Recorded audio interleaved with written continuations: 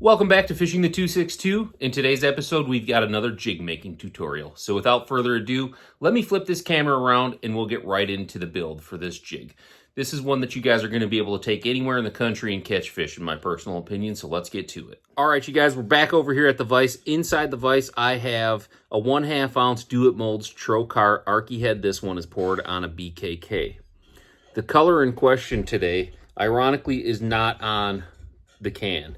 But I believe this is a green camo, and it's Stardust, and it's sold through Lurecraft almost exclusively, maybe even exclusively. But this is an interesting material, you guys. It's different from a traditional powder coat. You heat the material, it comes out looking almost like sand, and then you return the jig head to the heat, and it smooths out, and then you dunk it in water, you're done. No baking, no curing required. But I intentionally worked at one of the jigs that I painted with this so that I could show it to you guys. It is almost like a vinyl boat wrap.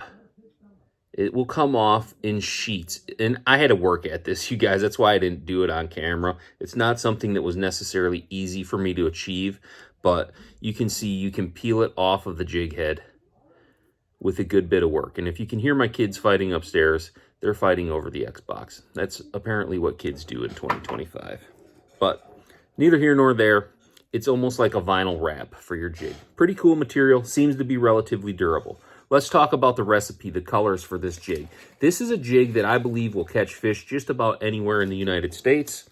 And it's good in a variety of watercolors, anything from super clear all the way up to mildly stained water before you would get into the blue and blacks or the really dark colors. But first color you're going to need is chestnut brown in a half wire. And I'm going to try to show you guys so you can get potentially part numbers and color codes off here in case you do want to build these jigs.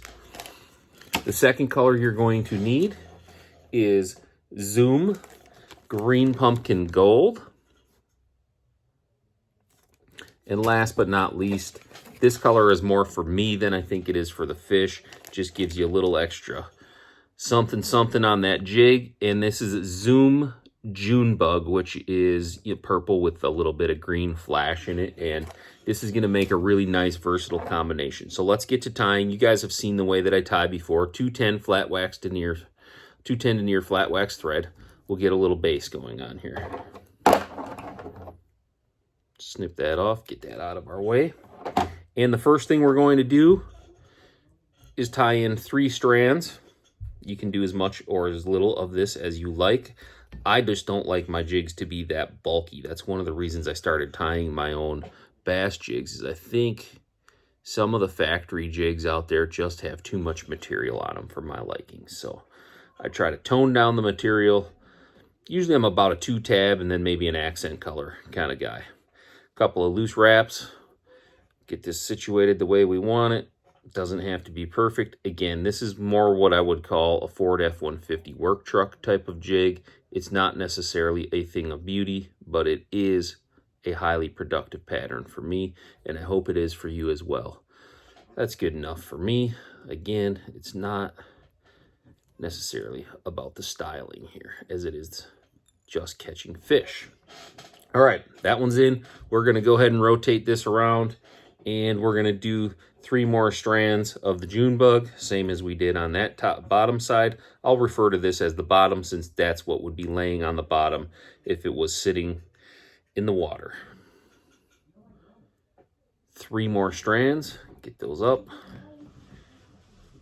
Get them a little bit situated. I hope the lighting's okay. I've been really struggling with lighting down here in my what I call the bait bunker. This is literally a bunker. This is not part of the original construction here. It's an addition, which is an extra bedroom and bathroom when you're upstairs, and they did actually dig out this room. So it wasn't here originally. It just feels kind of like a bunker. It doesn't have the best lighting, but it does what I need it to do for tackle crafting purposes. So it kind of works out for me. We'll cinch that down. And again, with this 210 flat wax, you can put a pretty decent bit of pressure on it. Now, on this side, the first color to go in is going to be a 1/2 tab of that half wire chestnut brown.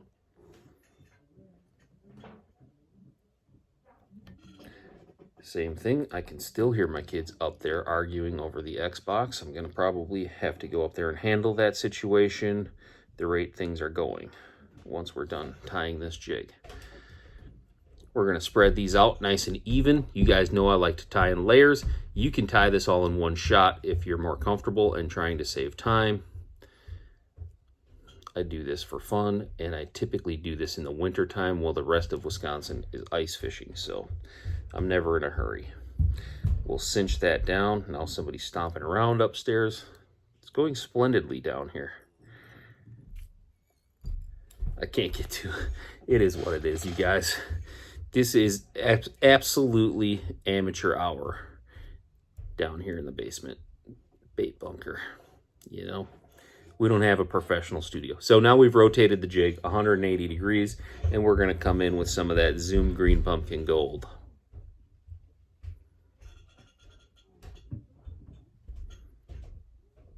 Couple of loose wraps there.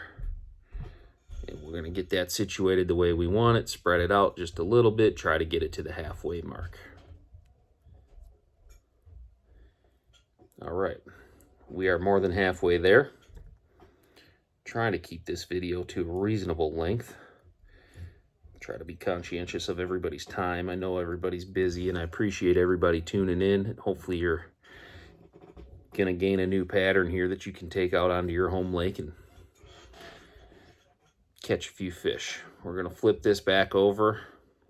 We could have left it right there, but I just saw the green pumpkin sitting here, so we're going to tie that in on top of the brown on this side of the jig. Try to get that in there. A little loose.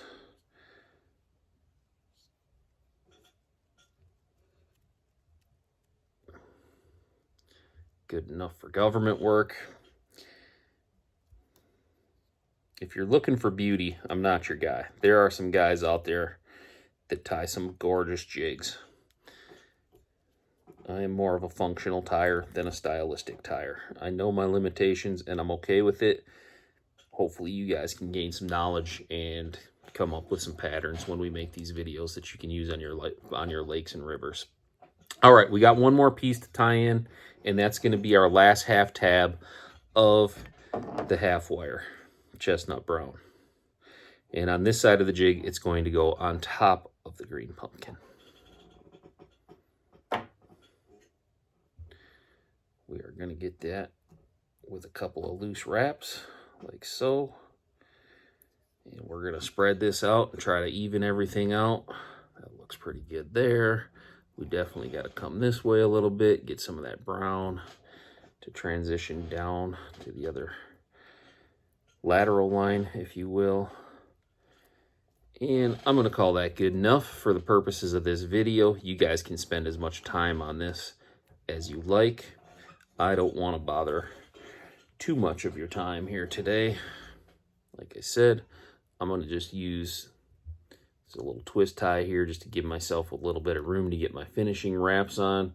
We'll finish this jig up, and we will show you what the final product looks like.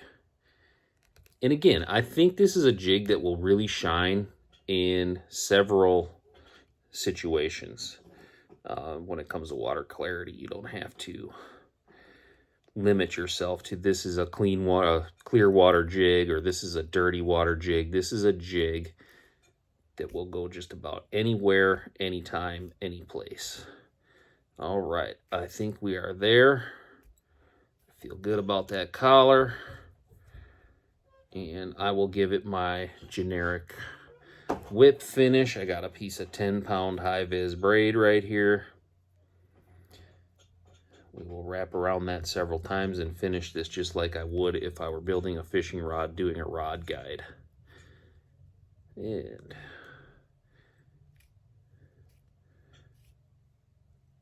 this is going to be a perfectly fishable jig. I might take this out to the lake tomorrow and fish with it, actually.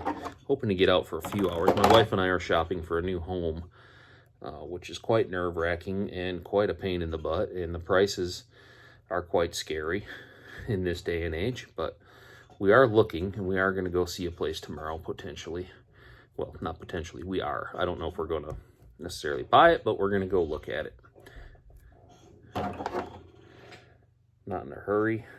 Pretty content where I'm at, but we do look from time to time. Here is my Loon water-based head cement, so we will seal those threads off just for a little added security. Give that a rotate a little bit, get some on the underside. You could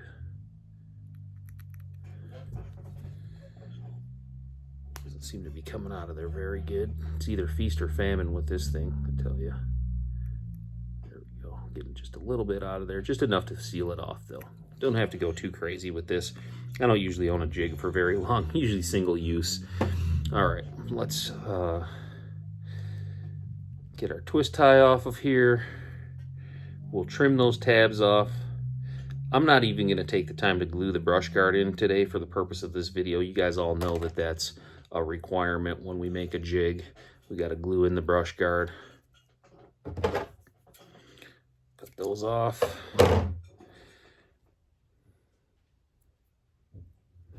Make sure we get them all here. Cut those off. Pop this out, get this vise out of the way. Show you what we've got here.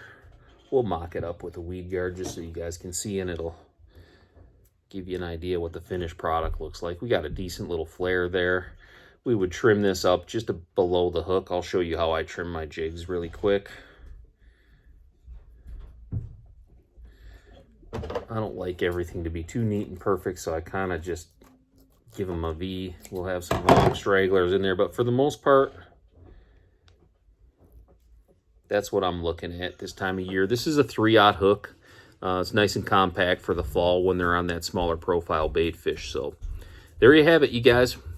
Camo brown with a little bit of June bug in there. Hard to see in my lighting, I know, but simple to tie, highly effective. Hopefully it helps you guys. Catch you on the next one. Tight lines, everybody.